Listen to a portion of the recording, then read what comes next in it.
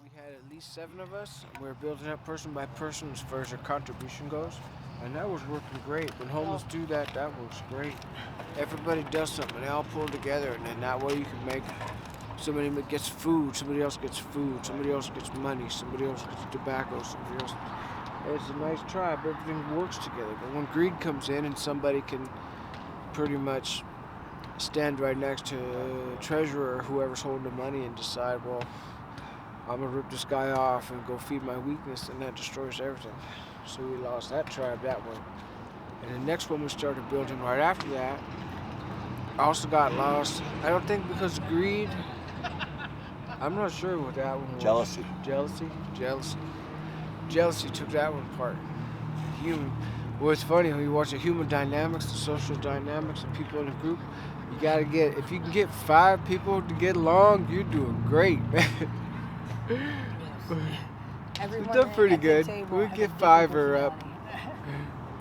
Yeah. That's one thing you got to understand. Some personalities change when people start drinking or partying or whatever. They're going to change.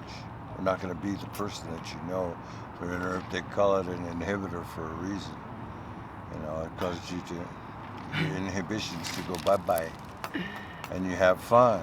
The next day you get embarrassed. Your character's fit. Something you grow up with, but now it's turned into, instead of having fun, it's turned into almost a job. It's still fun for me. I'll never take it that far. It's no good like that. Always when you do that, you got, how many people together you want to do that? You know people have the vices. You don't really punish them for it or come down on them because you got your own.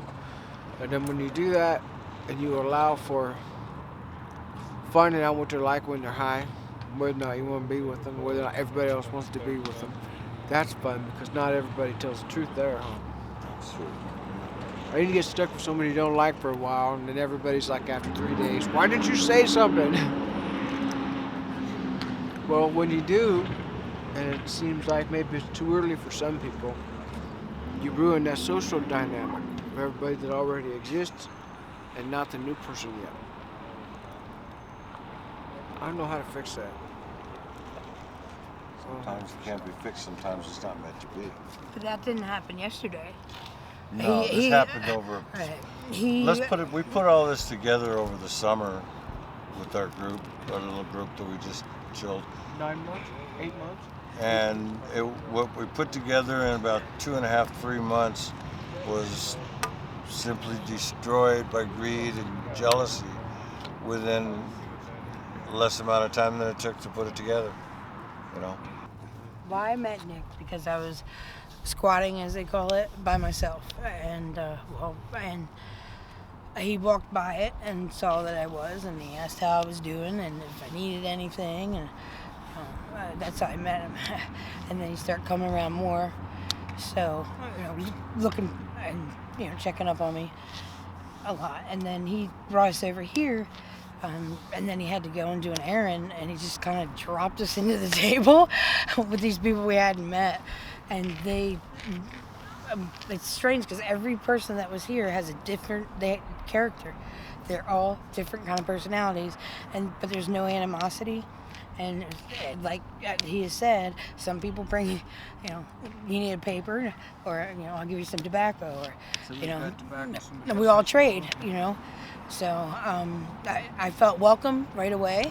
I didn't feel nervous, and we had a good time. It was like this picnic of people that have known each other forever. And he just, I've known Nick for almost a month.